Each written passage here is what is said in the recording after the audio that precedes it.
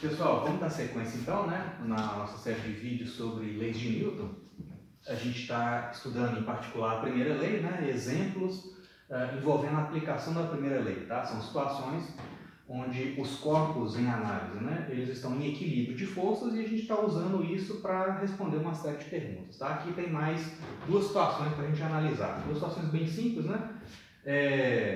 A primeira delas aqui é a seguinte: digamos que você tem um bloco de massa M, tá? E você tem uma corda que passa por esse bloco e cada ponta dessa corda é puxada por uma pessoa, né? Como é a mesma corda, e nós vamos considerar uma corda ideal, né? Ou seja, uma corda sem massa, a tensão, né? A força com que a corda está sendo esticada em todos os pontos dela tem o mesmo valor. Em particular, nessa parte aqui, onde a parte da direita, né, da corda está presa no bloco, ela exerce uma força de intensidade T nesse bloco. E esse vetor tensão faz um ângulo alfa com a vertical. Do lado esquerdo, essa extremidade aqui da corda também está presa no bloco. Lembra, uma corda, ela sempre puxa as coisas, né? Ela nunca empurra, ela sempre puxa as coisas que estão amarradas na sua extremidade. Então, em particular, essa ponta aqui do lado esquerdo da corda está amarrada no bloco. Então, a corda puxa esse bloco nessa direção, né? Paralelo à corda, é uma corda ideal, com uma tensão T, de mesma intensidade dessa aqui. Por isso que eu usei o mesmo símbolo, né? Para as duas tensões, exercida por essa parte da corda e por essa outra parte da corda, tá? E ambas fazem um ângulo alfa com a vertical. E você tem lá duas pessoas puxando, sustentando, né, esse bloco, segurando a outra extremidade da corda, tá legal? E aí eu quero saber o seguinte: conhecidos o ângulo alfa e a massa M, e a gravidade, né, que é uma constante, encontre uma expressão para o valor da tensão. Então, esse sistema está em equilíbrio. Se ele está em equilíbrio, eu vou aplicar a primeira lei. A resultante de forças, o somatório vetorial de todas as forças atuando nesse bloco tem que ser zero. Quais as forças que estão atuando nesse bloco, nesse caso? Muito simples, né? Você tem as duas tensões, né, exercidas pelas duas partes da corda, e o peso, não tem outro, né? Então, eu trouxe esse desenho daqui para cá e tracei aqui um sistema de coordenadas, um eixo XY, para eu fazer uma decomposição de vetores das tensões, porque isso vai me ajudar a responder o problema, né? Eu sei que o somatório de todas as forças na vertical vai ser anulado pelo peso, e o somatório de todas as forças horizontais, no caso vão ser as componentes da tensão, também vão se anular, porque o corpo está em repouso. Se está em repouso, vale a primeira lei, resultante de força zero, em ambas as direções, no eixo Y e no eixo X, né? Então, sabendo que o ângulo alfa, fica trivial a gente calcular as componentes TY e TX dessa tensão, né? Vamos começar aqui pela componente TY, tá? Então, eu vou pegar esse vetor e projetar no eixo Y, né? Então, pega a ponta dele e traz ela aqui para o eixo Y e traça a componente.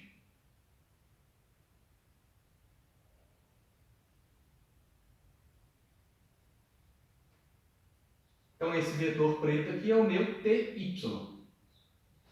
É a componente Y desse vetor T. Fazendo a mesma coisa para o lado de cá, como é que vai ficar? Vou ter uma componente igualzinha.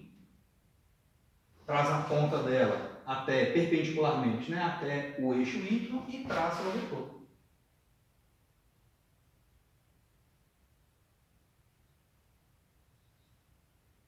TY.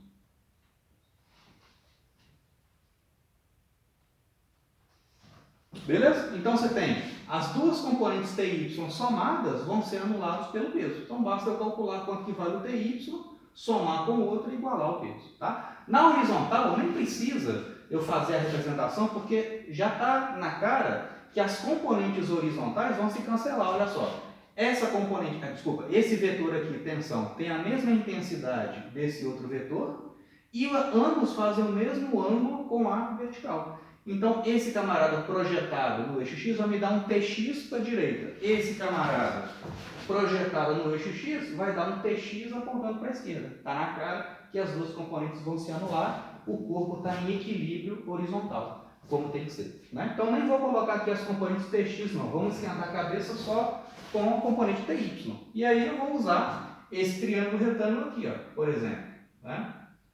Para achar a componente TY. Então, nesse triângulo retângulo aqui achurado, como é que fica o cosseno de alfa? O cosseno de alfa é simplesmente o quê? O TY sobre a hipotenusa T. TY sobre T. Então, o TY é simplesmente T cosseno alfa.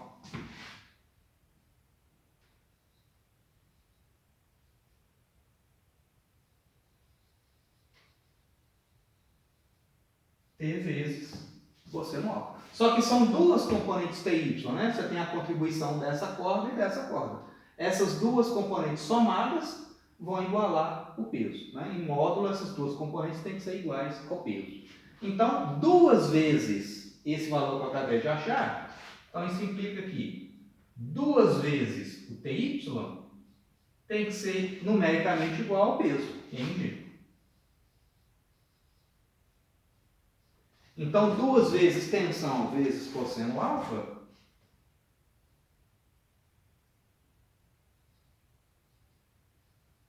tem que ser igual ao peso. Então, quanto que vale a tensão? mg sobre 2 cosseno alfa. Então, a tensão na corda, nas duas cordas, né? A tensão T é igual a mg dividido por 2 cosseno alfa.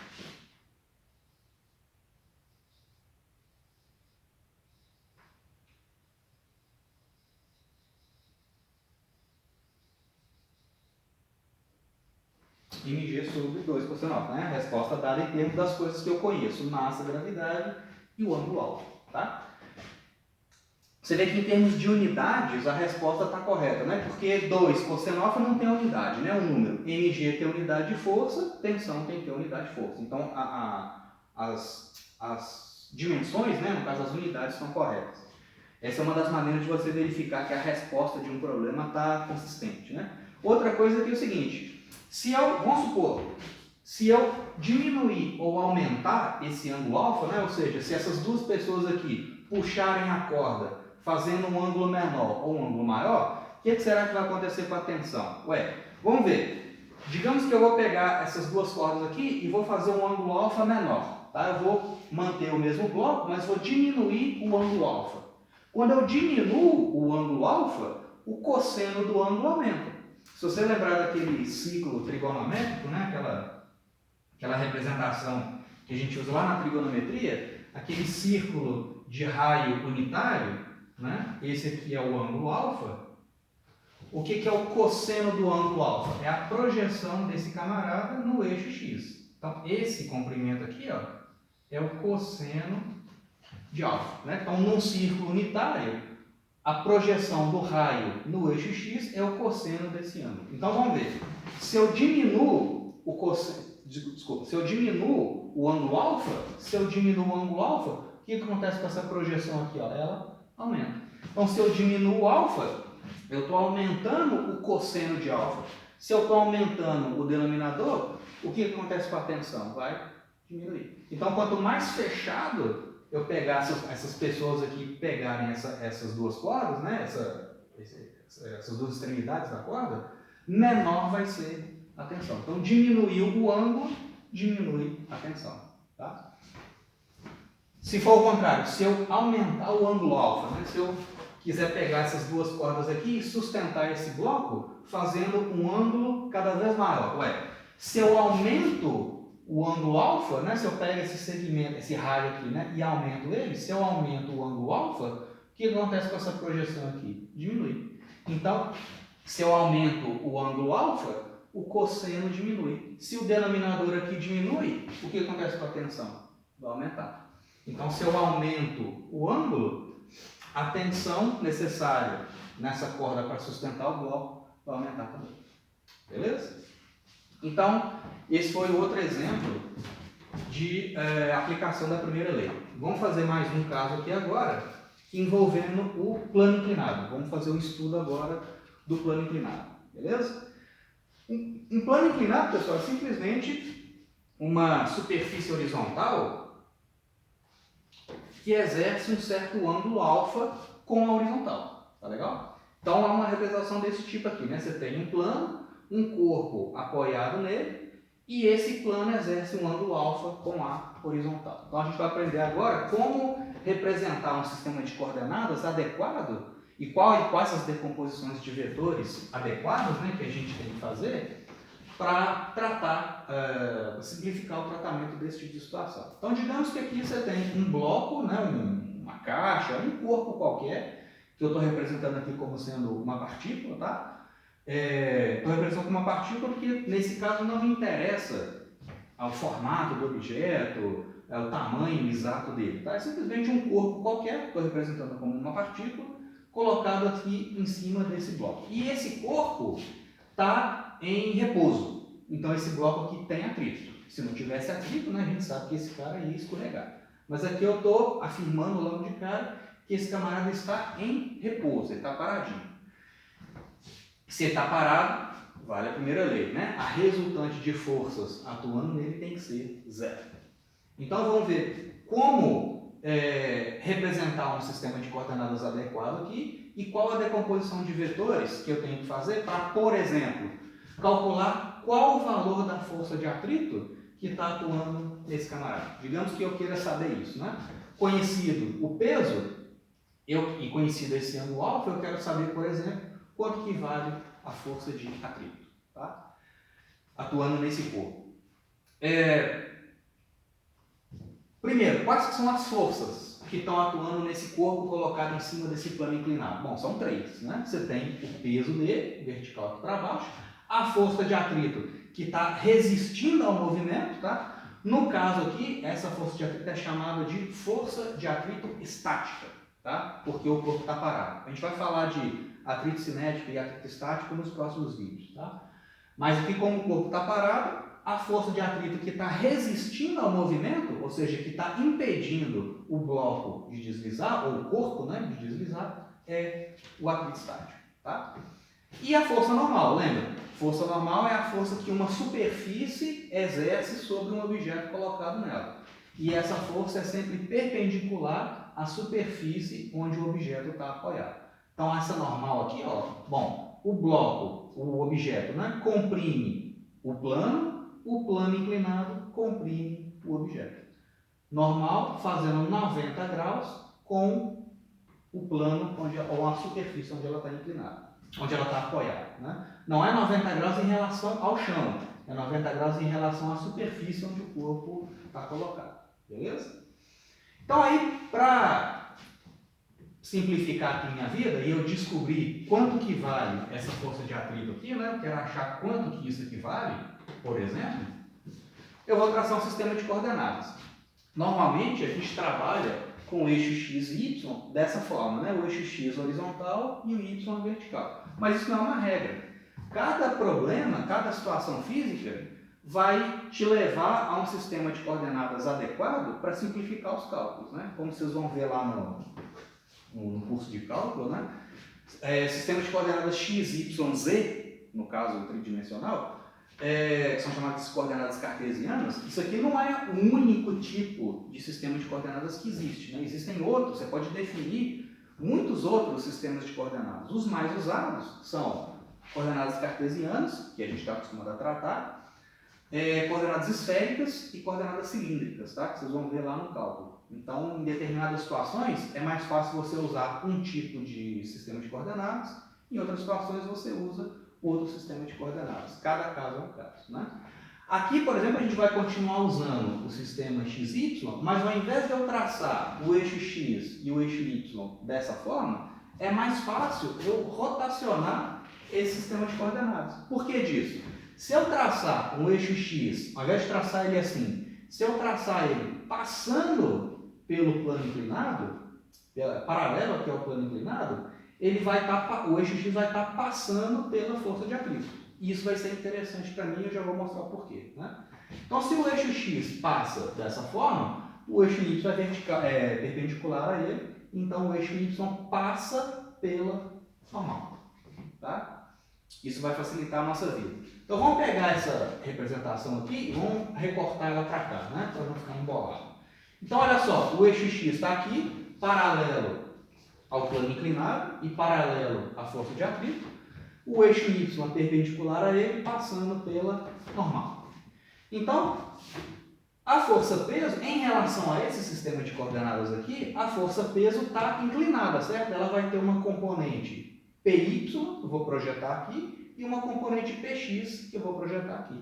A componente PX vai ser anulado pela força de atrito, e a componente PY vai ser anulado pela normal.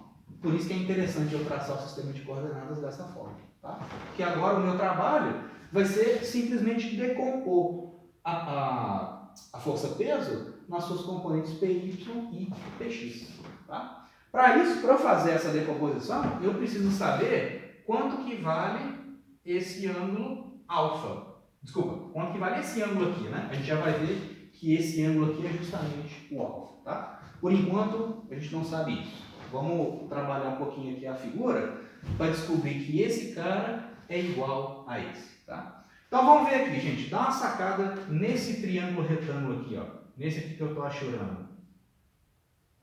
Tá? Então é um triângulo retângulo formado por esse cateto, esse lado que é paralelo ao peso e esse lado aqui que é superfície do plano inclinado. Tá bom? E esse ângulo aqui vale alfa. Digamos que esse alfa vale 60 graus.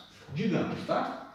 90 mais 60, 150. Para completar 180 está faltando quanto? Esse cara aqui tem que ser 30 graus. Esse camaradinho aqui tem que ser 30 graus. Tá? Agora, esse ângulo de cá, somado com esse, olha só, esse ângulo mais esse não tem que ser 90? Porque não é justamente o ângulo entre o eixo x e a vertical? E esse ângulo é 90? Então, esse aqui tem 30 graus, quanto que está faltando para esse aqui, para completar 90? Está faltando 60 graus. Justamente esse ângulo igual a esse. Vamos pegar outro exemplo. Digamos que esse sujeito aqui, o alfa, digamos, vale 50. Tá legal? 90 mais 50, 140. Para completar os 180, está faltando 40. Então, esse camaradinho aqui vale 40 nesse exemplo. Se esse aqui vale 40, está faltando quanto para esse aqui, para completar 90? Não está faltando 50 graus? Então, esse aqui falta 50 graus.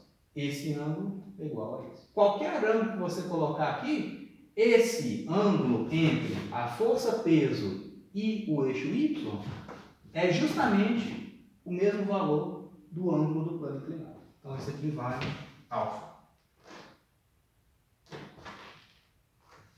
Vale alfa graus. Beleza? Bom, então aí acabou, né? Agora é só decompor a componente, é só decompor o peso nas suas componentes. Então eu vou projetar a força-peso no eixo Y. Como que eu faço isso? Pega a ponta do vetor e traz ela aqui para o eixo Y, perpendicular a ela, e traça a componente. Então esse é o meu PY, componente Y da força-peso. E quero projetar esse peso agora no eixo X. Então pega a ponta do vetor, leva lá para o eixo X, perpendicular a ele, né? Então dessa forma aqui, ó.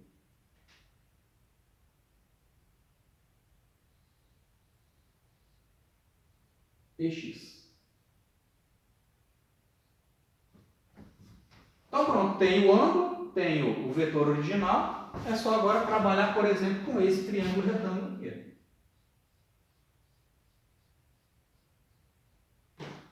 Vamos trabalhar com esse triângulo retângulo e achar os componentes PY e PX. Tá? Então, beleza. Trabalhando com esse triângulo retângulo aqui, o que é o cosseno de alfa?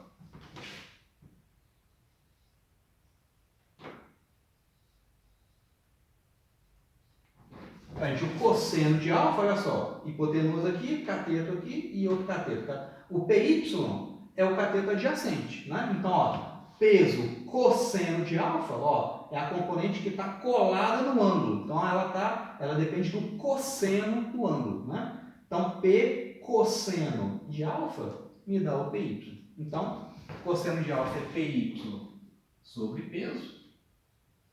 Então, o PY é peso, que é mg, né? mg cosseno alfa.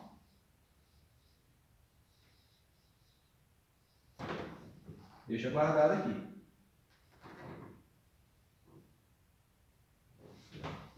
mg cosseno alfa. E a componente px vai depender do seno de alfa. Né? E agora, o cateto oposto aqui ó, tem o mesmo tamanho do px. Então, o seno de alfa,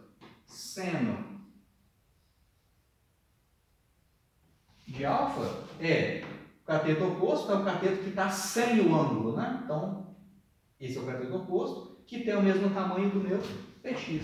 Então, px sobre peso. Então, px é peso, que é mg, né? mg, seno de alfa.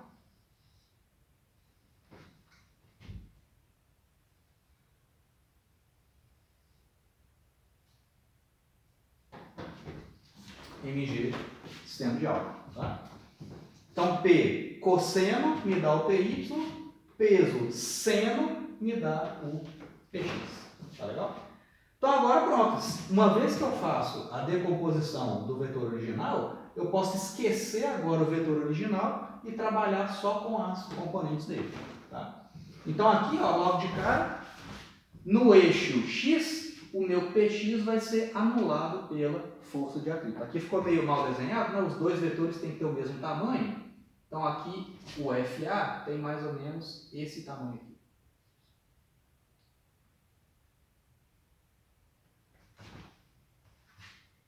Então, esse é força de atrito. Então, o Px é numericamente igual ao atrito. Então, força de atrito é igual ao Px, que é igual a mg seno alfa.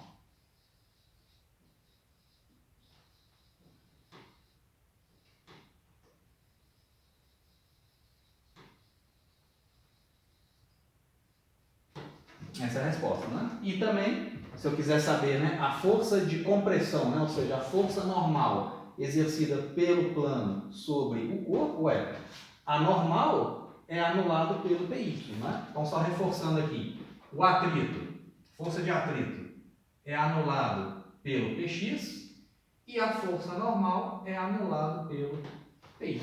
Então, a normal é numericamente igual ao PY, que é igual a mg cosseno alfa.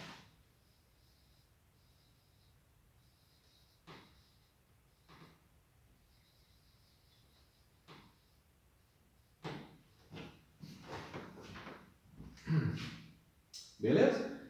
De novo, né? Vamos pegar aqui, por exemplo, essa equação. Vamos ver que as unidades dela estão corretas, né? Seno alfa é um número, não tem unidade. F, força de atrito, tem unidade de força, mg tem unidade de força. Então tá ok. Você veja o seguinte, né? Quanto mais inclinado eu coloco esse plano, né? Digamos que eu pego esse plano aqui e vou ajustando aqui, vou aumentando a inclinação dele. Quanto maior o alfa, maior o seno de alfa. Né? Então, se eu estou aumentando o ângulo, eu estou aumentando o seno do ângulo. Consequentemente, a força de atrito necessária para manter esse camarada aqui em equilíbrio tem que aumentar também. Tá legal? Por outro lado, se eu diminuir esse ângulo, se eu diminuo o alfa, eu diminuo o seno de alfa. Então, a força de atrito necessária para manter ele parado vai ser menor à medida que eu diminuo o ângulo.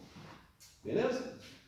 Então, isso aqui encerra o nosso vídeo 3. No próximo, eu vou fazer um outro exemplo de plano inclinado e começar a falar da segunda lei. Tá? Aproveitem para fazer as anotações.